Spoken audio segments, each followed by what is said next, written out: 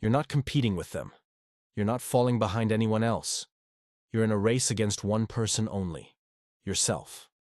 Every morning, two versions of you wake up. One wants comfort, the other wants growth. One says, hit snooze. The other whispers, get up.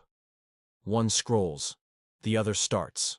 One breaks promises, the other keeps them. The truth is, your biggest enemy lives inside you. It's the voice that says, not today. You're tired. You'll do it tomorrow. That voice sounds like reason, but it's resistance.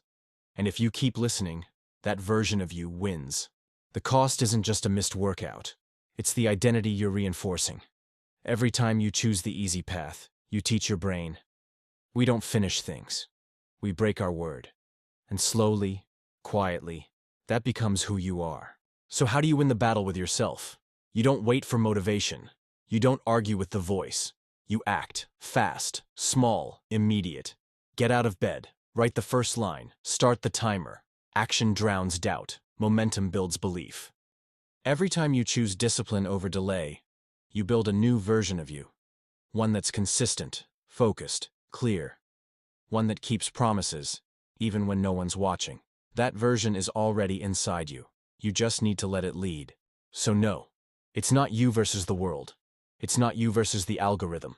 It's not you versus other people. It's you versus you.